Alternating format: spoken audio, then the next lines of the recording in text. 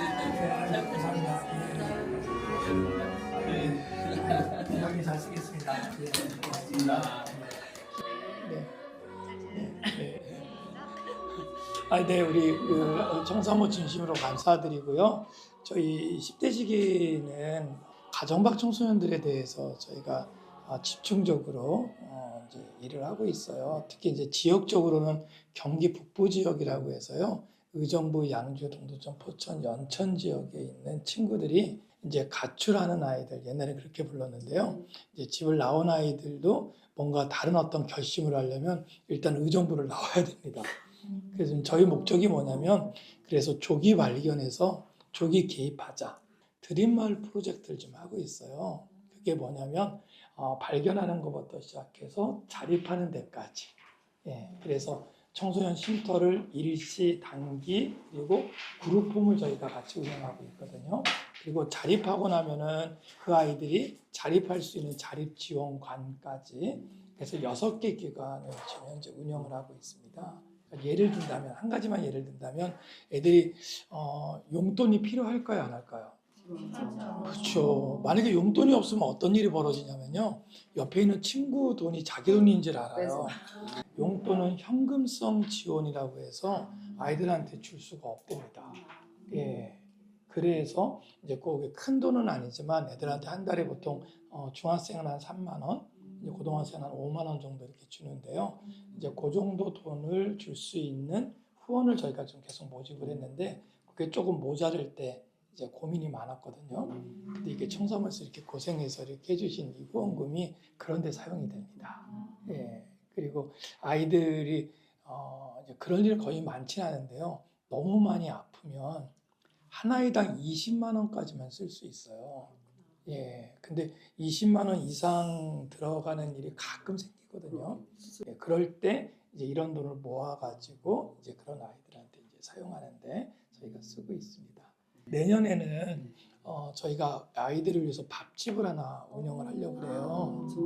좋은 네네네. 그래서 한 2천 원 내지 3천 원 정도의 끼니를 사 먹을 수 있는, 이제 뭐 저희가 이름하여 이제 따뜻한 밥상 뭐 이런 집을 하려고 하는 이유가 뭐냐면요. 쉼터를 퇴소한 아이들 중에 대부분 아이들이 이 동네에서 많이 살아요. 한 달에 뭐 100만 원, 200만 원 버는 애들은 괜찮은데, 그러지 못하는 아이들, 예, 그런 아이들은 진짜 하루 한 끼가 힘들다고 그러더라고요. 그런데 밥보다 저희들은 더 욕심이 나는 게, 아이들이 쉼터나 저희 10대 지기하고 계속 관계를 좀 가질 수 있었으면 좋겠다. 그래서 이번에 저희는 이제 취사하시는 우리 선생님을 이모님이라고 부르거든요. 근데 여자 쉼터가 생긴 지가 23년이 됐는데요. 23년 동안 일해 주셨던 이모님이 이번에 은퇴를 하세요. 예. 근데 그 이모님이 장점이 뭐냐면 23년 동안 왔던 애들이 밥을 최소한 한 끼라도 다 먹고 간 거예요. 네. 그래서 그 이모님이 이제 그 따뜻한 밥상에 이제 취사를 좀 맡아주시면, 주방을 좀 맡아주시면, 거기에 애들이 오면, 특히 뭐 3천 원이라는 건 상징적인 금액이니까 그냥 먹이기도 하고, 그래서 힘든 애들 좀 위로도 좀 해주고 하는 그런 생각으로 저희가 내년 한 5월에서 6월 정도 저희가 개업을 할 생각입니다. 그때 우리 전임 회장님하고 현 회장님 한번 초대할 테니까 꼭 한번 와주셔서 같이 해주셨으면 좋겠습니다. 우리 아이들이 자립하는 데까지 저희가 최선을 다하겠습니다. 예, 감사합니다. 예.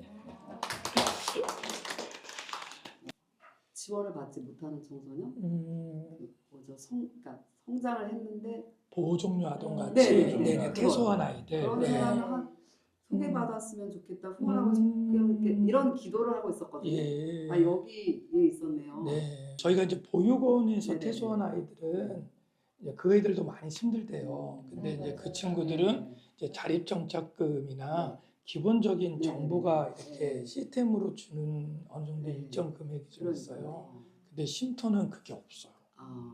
없는 이유 중에 하나가, 아동복지시설은 조건이 돼야 들어가거든요. 네, 나이도 그렇고 부모님이 그렇죠. 양육을 포기하거나 이렇게 해서 이제 합의해서 들어가요. 그러니까 들어가는 순간 국기초 대상자가 됩니다. 근데 쉼터는 그거를 할 수가 없는 게, 아무나 들어오고 아무나 나갈 수 있거든요. 그러니까 이게 무슨 얘기냐면 재벌집 막내 아들도 올 수 있어요. 예, 네네. 집에서 나온 상태면 언제든지 묻지도 따지도 않고 그 아이를 일단 보호하는 게 목적이다 보니까 들어와야 되거든요. 그러다 보니까 쉼터를 나갈 때도 묻지도 따지도 않고 자기 자율에서 나갑니다. 그러다 보니까 여기에서 1년, 2년 있다가 머물렀다가 나간 아이들은 이제 가정으로 아예 돌아갈 수도 없고 가족 기능이 해체된 아이들이 많거든요. 그래서 저희는 이 아이들을 가출이 아니라 탈출했다고 얘기하는데 이런 아이들이 말씀하신 것처럼 19세가 되고 20세가 되면 자립을 해야 되는데 전혀 기반이 없는 거죠. 네, 그래서 이런 친구들을 위한 말씀하신 것처럼 지원을 받지 못하는 그런 사각지역에 있는 아이들을 좀 지원할 수 있도록 저희가 맨투맨으로 이렇게 좀 이렇게 묶어서 그런 작업도 하고 전에 한번 이제 회장님한테 의뢰를 드렸던 게 멘티나 멘토 같이 이렇게 멘티 이렇게 한번 해달라고 했는데 저는 너무 사무소에 하려고 그랬어요. 예, 너무 멀리 떨어져 계셔서 못했거든요. 맞아요. 네. 그러면 여기에서는 아이들이 쉼터에 있으면서 보통 활동하는 게 뭐가 있을까요? 예를 들어서 네네네. 얘네들이 어떤 자립할 수 있는 프로그램이라든지 아니면 교육적인 그런 지원 프로그램 같은 게 운영이 되고 있는 건가요? 그럼요. 그러니까 네. 교육 프로그램에 대해서는 우리가 이제 기본적인 그러니까 사업비로 들어가는 돈이 그렇게 크지는 않습니다. 자립교육이나 이런 것들은 프로그램을 잘 짜서 하는데 그렇게 어렵지는 않습니다. 예. 그런데 이제 아까 같이 이제 만약에 이게 계절이 바뀔 때 두꺼운 옷일수록 비싸기도 비싸죠. 하고, 맞아요. 네. 그리고 저희가 패딩을 한번 애들이 들어올 때마다 사줬는데 나갈 때 패딩 벗고 나가 이렇게 못 하잖아요. 그러니까 어떤 분이 그러시더라고요. 패딩 후원을 작년에 해줬는데 왜 또 필요하냐 그러더라고요. 그래서 왜 또 필요한가 모르시나 보다 그랬거든요. 그러니까 애들이 입고 있었던 거를 나갈 때 벗고 나가라고 못 하기 때문에 그래서 해마다 그런 게 반복이 되는 겁니다. 그렇지. 예, 근데 그런 의료비는 좀 가중하게 좀 주는데 그래도 아울렛에서 좀 이제 좀 기간 지난 거라도 메이커를 좀 사줘야 되는 거다 생각하면 그런 것이 조금은 어렵습니다. 전에 같이 이렇게 집단 교육은 저희가 하지는 않고요. 개인적으로 맞춰서 이제 만약에 이제 학습이 좀 뒤처지는 아이들은 저희가 옛날 말로 하면 과외를 붙입니다. 이렇게 하는데 자원봉사센터에 이제 그런 인력풀을 쓰기도 하고요. 그렇게 해서 학습봉사는 그렇게 지금도 현재 이 건물 3층, 4층 여자애들 쉼터거든요. 여자애들은 지금 한 4분 정도가 지금 학습자원봉사를 하고 있고요. 남자애들은 중도에 이제 학교 박 애들이 좀 꽤 돼요. 그러니까 학업을 좀 포기한 아이들, 그 아이들은 이제 검정고시를 준비시킵니다.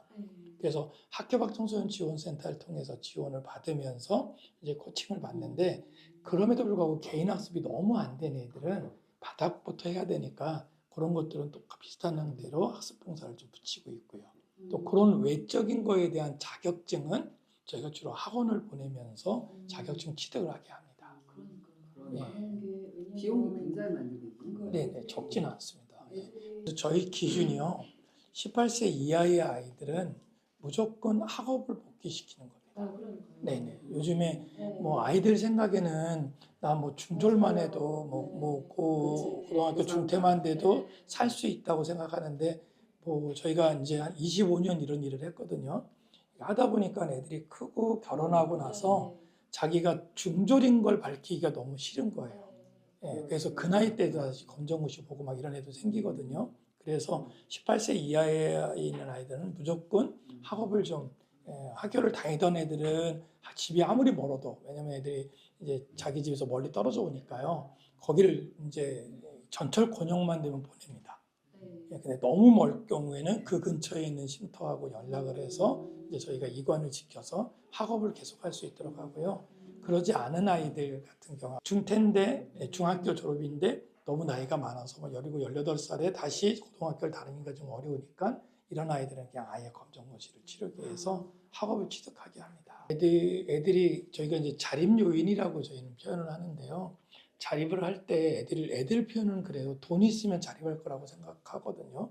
그래서 진짜 돈이 절실하기도 하고 그리고 집이 있으면 자립이 될 거라고 생각해서 경제 자립하고 주거 자립에 집중해요. 근데 그렇게 생활하고 나서 한 달, 2달이 지나면 애들이 말이 바뀌어요. 예, 바뀌는 말 중에 제일 많이 바뀌는 게 너무 외롭대요. 예, 힘들대요. 그럴 것 같아요. 예, 그래서 저희가 하나 더 추가한 게 관계 자립입니다. 아. 예, 관계 자립이 되지 않으면 주거 자립이 됐던 경제 자립이 됐던 그 바탕으로 일어서기가 너무 힘들다라고 생각해서 저희가 지역사회 안에서 함께 살아내주는 말씀 주신 것처럼 같이 이렇게 동행해주고 잘 될 때만 아니라 좀 힘들 때도 같이 격려해 줄 수 있는 그런 커뮤니티를 좀 만들고 그렇게 하려고 애를 쓰고 있습니다. 그래서 여기 계신 분들도 이제 졸업을 하시잖아요. 네. 끝났다 끝나는 게 아니라 축제 때 저희가 이제 타겟은 축제 때 저희가 이렇게 모금 활동하고 홍보 활동하고 그리고 이제 후원자들 발굴이거든요. 그러니까 선배님들이랑 끝난 게 아니라 진짜 와서 나도 봉사한다 생각으로 와주셨으면 좋겠어요. 그래서 간절한 마음이 있습니다. 네. 지만 고등학교를 졸업한 것과 졸업하지 않은 게 딴 차이고요. 이제 혹시 들어보셨는지 모르지만 경계선이라는 네, 진단을 네, 알아요. 받은 아이들이 있어요. IQ가 71에서 84 사이에 있는 아이들이 그런 아이인데요. 네.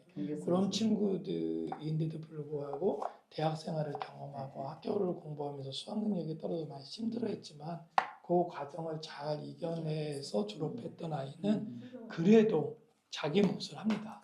예. 그렇죠. 다른 경계선 아이는 아예 운둔이 돼 버리는데요. 그런 아이는 세상으로 나올 수 있는 힘이 있습니다.